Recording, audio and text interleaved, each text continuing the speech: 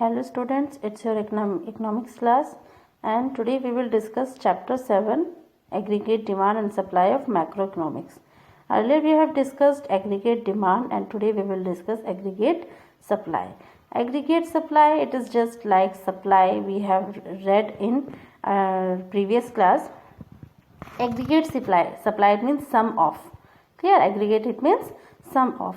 It refers to the flow of goods and services or total value added in an economy in an year. एक साल में जो goods और services का flow होता है, एक जगह से दूसरी जगह गुड्स और सर्विसेज का फ्लो होता रहता है ना, कभी प्रोड्यूसर से कंज्यूमर के पास, है ना.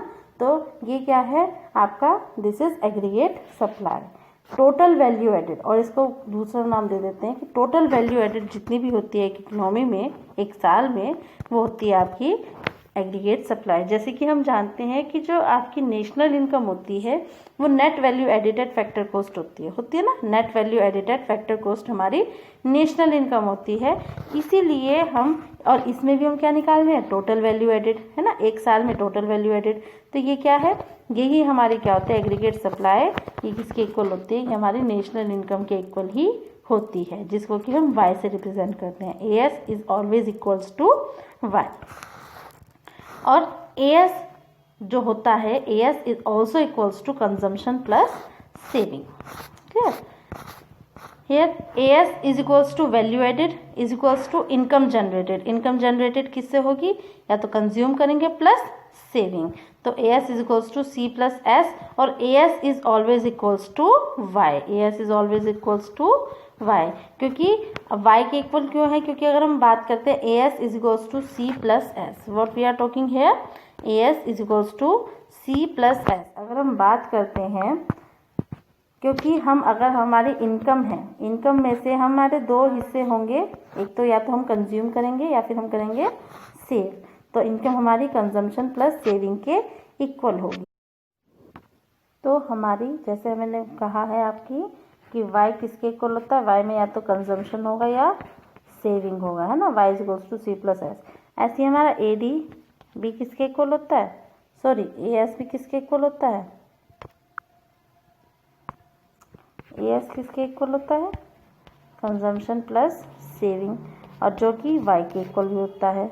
तो only because of this AS is always equals to y. y what, national income. y what, national income. Clear? तो AS is always equals to national income. Level of employment, suppose these are the level of employment and this is हमारी, ये है हमारी aggregate supply. तो जितना हमारा level of employment होगा उतने हमारी एग्रीगेट सप्लाई होगी. क्लियर?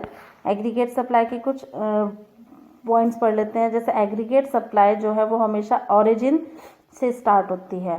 इसका मतलब ये है कि अगर हमारा एम्प्लॉयमेंट ज़ीरो है, मतलब हमारा कोई भी हम काम नहीं कर रहे हैं, तो प्रोडक्शन भी ज़ीरो होगा. AC अपवर्ड स्लोपिंग होगा. AC जो होगा वो ऊपर की तरफ जाएगा. AC जैसा हमने देखा ना, AC अगर कर्व बन रहा है तो AC ऊपर की तरफ जाएगा, ओरिजिन से स्टार्ट होगा. इट मीन्स कि जब तक प्रोडक्शन नहीं कर, जब तक एम्प्लॉयमेंट नहीं करेंगे तो हमारा क्या होगा, प्रोडक्शन ज़ीरो होगा. AS जो होगा वो ऐसे भी जाएगा. AS आपका अपवर्ड स्लोपिंग होगा. AS इट मीन्स कि जैसे जैसे हम एम्प्लॉयमेंट बढ़ाएंगे, जिस रेट से हम एम्प्लॉयमेंट बढ़ाएंगे उस रेट से हमारा प्रोडक्शन भी बढ़ेगा, है ना. और ये कितना एंगल बनाता है, यहाँ पर ये 45 डिग्री का एंगल बनाता है. कितने डिग्री का एंगल बनाता है, 45 के डिग्री का एंगल बनता है. कि जिससे कि हमें पता है कि अगर ये इधर का एरिया और इधर का एरिया दोनों बराबर होते हैं, कि जितना एम्प्लॉयमेंट उतना ही प्रोडक्शन. क्लियर? जितना हम एम्प्लॉयमेंट करेंगे उतना ही हमारे यहाँ पर प्रोडक्शन होगा. इसलिए ये 45 डिग्री का एंगल बना के चलता है. इट मीन्स कि जैसे जैसे AS इंक्रीजेज और decreases in the same proportion to increase और डिक्रीज इन इनकम और एम्प्लॉयमेंट. जैसे जैसे जितना जितना AS बढ़ेगा उतना ही, जितना एम्प्लॉयमेंट बढ़ेगा उतना ही AS बढ़ेगा, और जितना एम्प्लॉयमेंट कम होगा उतना ही हमारा एग्रीगेट सप्लाई कम हो जाएगा. इट मीन्स कि एग्रीगेट सप्लाई और जो इनकम या एम्प्लॉयमेंट है वो दोनों से डायरेक्टली प्रोपोर्शनल होता है. अगर वो बढ़ेगा, जितना वो बढ़ेगा उतना ही आपका एग्रीगेट सप्लाई भी बढ़ेगा. जितना एम्प्लॉयमेंट कम होगा उतना ही हमारा एग्रीगेट सप्लाई कम हो जाएगा. AS जो है वो इंक्रीज हो सकता है, AS इंक्रीज होता है ना, एग्रीगेट सप्लाई इंक्रीज होता है. कैसे, by additional utilization of existing resources, कि जो हमारे पास अवेलेबल रिसोर्सेज हैं उनसे हम और उनका अच्छी तरीके से और एडिशनल यूटिलाइजेशन करें, या फिर हम अपनी टेक्नोलॉजी इंप्रूव करें। अगर टेक्नोलॉजी इंप्रूव करते हैं या हम जो रिसोर्स हैं उनको अच्छे से इस्तेमाल करते हैं तो हमारे यहाँ पर प्रोडक्शन ज़्यादा होगा, अच्छा बेहतर प्रोडक्शन होगा। इस तरीके से हम एग्रीगेट सप्लाई मीन्स जो हमारे यहाँ पर प्रोडक्शन हो रहा है उसको इंक्रीज कर सकते हैं। क्लियर। नेक्स्ट है as Keynes theory is short period analysis. Keynes की थ्योरी जो है बेटा एक शॉर्ट पीरियड एनालिसिस है। इसमें टेक्नोलॉजी को तो कांस्टेंट मान लिया गया है ना। शॉर्ट पीरियड में टेक्नोलॉजी को तो चेंज ही नहीं कर सकते। इसीलिए जो आउटपुट होता है या फिर जो एग्रीगेट सप्लाई होती है, जो हमारे यहाँ पर प्रोडक्शन होता है, वो सिर्फ रिसोर्सेज का अच्छे से और ऑप्टिमली और इंक्रीज करके उनके यूटिलाइजेशन को तभी हम बढ़ा सकते हैं। अपने प्रोडक्शन को कैसे बढ़ा सकते हैं? जो हमारे पास अवेलेबल रिसोर्सेज है उनकी जो रिसोर्सेज उनको इनके यूज़ हम ज़्यादा करें, उनको ये ऑप्टिमल यूज़ करें, है ना। Mainly labour. When existing resources get fully employed or in other word full employment level is reached, जब एग्जिस्टिंग रिसोर्सेज जो हमारे पास है वो पूरी तरह से इस्तेमाल होगा तो क्या होगा हमारे यहाँ पर फर्दर प्रोडक्शन होगा। लेकिन जब वो पूरा इस्तेमाल हो जाएगा, जब पूरी तरीके से इस्तेमाल हो जाएगा तो हम अपने प्रोडक्शन को, हम अपने आउटपुट को नहीं बढ़ा सकते, क्योंकि हमारे पास जो अवेलेबल रिसोर्सेज था हमने उसको फुल एम्प्लॉयमेंट कर लिया है, हमने उसको पूरा इस्तेमाल कर लिया है। सपोज मैं अपने देश की जनसंख्या की बात करूँ कि हमारे यहाँ पर कुछ वर्किंग पॉपुलेशन होती है ना। हमारे यहाँ पॉपुलेशन ज़्यादा है ना, तो पॉपुलेशन ज़्यादा इसका ये फ़ायदा है कि हमारे यहाँ पर जो वर्किंग पॉपुलेशन है वो भी ज़्यादा होगी। वर्किंग पॉपुलेशन ज़्यादा होने के कारण हमारे यहाँ पर क्या है कि हमारे यहाँ पर लेबर ज़्यादा है, लेबर अच्छी क्वांटिटी में है हमारे यहाँ पर। तो हमारे यहाँ पर अगर एक व्यक्ति प्रोडक्शन करेगा और अगर सभी व्यक्तियों से प्रोडक्शन कराया जाए जितने काम करने योग्य व्यक्ति हैं, तो क्या होगा, तो वो जितना वो आउटपुट उनके द्वारा बनाया जा सकता है उतना बनाएंगे, उससे ज़्यादा आउटपुट नहीं बनेगा, है ना। तो वो हो गया फुल एम्प्लॉयमेंट, कि जब हमने अपने सभी बेरोजगारों को, जितने भी बेरोजगार हैं उन सभी को काम दे दिया, उनको काम पर लगा दिया, तो वो जितना मैक्सिमम वो प्रोड्यूस करेंगे उससे ज़्यादा प्रोडक्शन हमारे देश में नहीं होगी। ज़्यादा से ज़्यादा प्रोडक्शन के लिए हमें क्या करना पड़ेगा, जो हमारे यहाँ पर अवेलेबल रिसोर्सेज है जैसे लेबर है, अगर हम इसका अच्छे से इस्तेमाल करें, इसका पूरा इस्तेमाल करें, पूर्ण रूप से इस्तेमाल करें, तो हमारे यहाँ पर जो प्रोडक्शन है, जो जीडीपी है, वो क्या होगी, वो इंक्रीज होगी। तो मतलब कि जैसे हम अपनी प्रोडक्शन को, अपनी पॉपुलेशन को पूरा इस्तेमाल कर लेते हैं तो उससे ज़्यादा हमारी प्रोडक्शन, जितनी मैक्सिमम आउटपुट होना होता है वो हो जाता है, उससे ज़्यादा हमारा इंक्रीज़ नहीं हो पाता, फिर हम अपने प्रोडक्शन को और इंक्रीज़ नहीं कर पाते। इसी वजह से जब एएस कर्व जैसा है, जैसे जैसे प्रोडक्शन बढ़ेगा तो एएस कर्व जो है वो स्लैंटिंग में इंक्रीज, स्लोप फॉरवर्ड होता रहेगा, है ना, स्लोप अपवर्ड होता रहेगा। लेकिन जब फुल एम्प्लॉयमेंट हो जाएगा, उसके बाद प्रोडक्शन नहीं बढ़ेगा, तो एएस कर्व जो होगा वो वाई एक्सिस के पैरेलल चला जाएगा। इट मीन्स कि प्रोडक्शन हमारा कांस्टेंट हो जाएगा, है ना, आउटपुट हमारा कांस्टेंट हो जाएगा, क्योंकि हमने पूरा एम्प्लॉयमेंट कर लिया है, फुल एम्प्लॉयमेंट हो गया है। क्लियर। अब इसके कंपोनेंट्स क्या क्या होते हैं, एग्रीगेट सप्लाई के कंपोनेंट्स क्या क्या होते हैं। एग्रीगेट सप्लाई के मेनली 2 कंपोनेंट होते हैं, कंजम्पशन और सेविंग। क्योंकि हम जानते हैं जो हमारे इनकम होती है उसके 2 हिस्से होते हैं, कंजम्पशन और सेविंग होते हैं, है ना।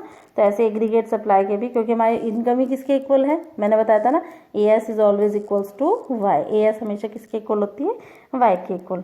जब हमारी इनकम होती है उसका मेजर पार्ट तो हम किस में खर्च करते हैं, कंजम्पशन में, और बाकी जो बचा है उसको हम बचा लेते हैं। ऐसे ही इसलिए जो नेशनल इनकम है वाई और एग्रीगेट सप्लाई जो है वो कंजम्पशन और सेविंग के सम के इक्वल होता है ना। AS is equals to C plus S, that is Y is equals to C plus S. Aggregate supply और नेशनल इनकम एक ही बात है, एग्रीगेट सप्लाई और नेशनल इनकम सिमिलर टर्म है, एक ही बात है। ये कब किस एक्सिस पर शो करते हैं, एक्स एक्सिस पर शो करते हैं। और टोटल स्पेंडिंग जैसे कंजम्पशन और प्लस सेविंग, जो कंजम्पशन प्लस सेविंग है, टोटल स्पेंडिंग हम किस पर करते हैं, वाई एक्सिस पर शो करते हैं। एएस हमेशा किसको रिप्रेजेंट कर कौन से एंगल बनाता है, 45 डिग्री का एंगल बनाता है। क्यों, इसका रीज़न हमने बताया है, क्योंकि ये दोनों एक्सिस से बराबर के इक्वी डिस्टेंस पे, मतलब कि जैसे जैसे हम जिस प्रोपोर्शन में हम एम्प्लॉयमेंट बढ़ाते हैं उस प्रोपोर्शन में हमारा आउटपुट भी बढ़ता है। मान लो तुमने 100 रुपये का एम्प्लॉयमेंट बढ़ा दिया तो 100 रुपये हमारे आउटपुट भी बढ़ जाएगा। क्लियर, 100 रुपये का आउटपुट भी बढ़ जाएगा। इसी वजह से हम इसको, ये आपका 45 डिग्री का एंगल बनाता है। अगेन जो 45 डिग्री जो लाइन है ये क्या इम्प्लाई करती है, कंजम्पशन प्लस सेविंग, कंजम्पशन और सेविंग को इक्वल करती है, that is which is always equals to income. वे की किसके इक्वल होती है? हमेशा इनकम के इक्वल। इसी वजह से AS is always equals to income. AS की जगह हम Y भी लिख सकते हैं। Another point to be kept in mind, ये ध्यान रखने हैं पॉइंट्स को कि टेक्नोलॉजी को कंज्यूम, जो टेक्नोलॉजी हम करते हैं, टेक्नोलॉजी यूज़ करते हैं, उसको कांस्टेंट माना जाता है क्योंकि ये शॉर्ट पीरियड की बात है। क्लियर? तो आउटपुट सप्लाई, जो एग्रीगेट सप्लाई बनेगा उसमें जो टेक्नोलॉजी हमने ली है वो उसको क्या मानेंगे? कांस्टेंट मानेंगे। और बस लेकिन जो है आपका जो प्रोडक्शन इंक्रीज हो सकता है वो तभी इंक्रीज हो सकता है जब हमारे पास जो अवेलेबल रिसोर्सेज हैं उनका पूरी तरीके से इस्तेमाल करें, है ना, ज़्यादा से ज़्यादा उनका इस्तेमाल करें। सिर्फ तभी हम क्या कर सकते हैं? अपने रिप्रोडक्शन को बढ़ा सकते हैं। या मतलब कि ये कि जब पूरा एम्प्लॉयमेंट देंगे तो हमारे यहाँ पर क्या होगा? पूरा प्रोडक्शन होगा। ओके।